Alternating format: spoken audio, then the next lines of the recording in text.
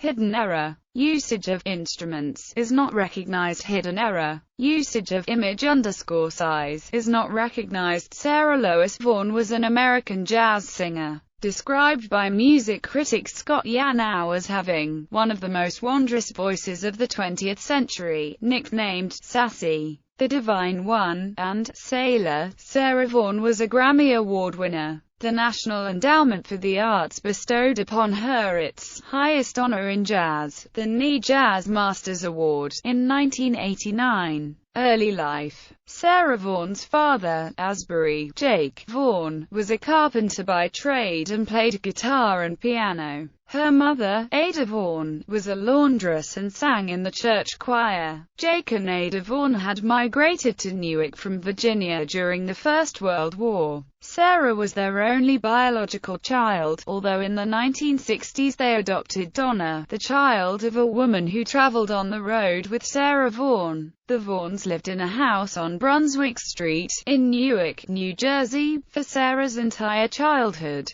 Jake Vaughan was deeply religious and the family was very active in the new Mount Zion Baptist Church at 186 Thomas Street. Sarah began piano lessons at the age of 7, sang in the church choir and occasionally played piano for rehearsals and services. Vaughan developed an early love for popular music on records and the radio. In the 1930s, Newark had a very active live music scene and Vaughan frequently saw local and touring bands that played in the city at venues like the Montgomery Street Skating Rink. By her mid-teens, Vaughan began venturing into Newark's nightclubs and performing as a pianist in, occasionally, singer, at venues including the Piccadilly Club and the Newark Airport USO. Vaughan initially attended Newark's East Side High School, later transferring to Newark Arts High School, which had opened in 1931 as the United States' first arts magnet high school. However, her nocturnal adventures as a performer began to overwhelm her academic pursuits and Vaughan dropped out of high school during her junior year to concentrate more fully on music.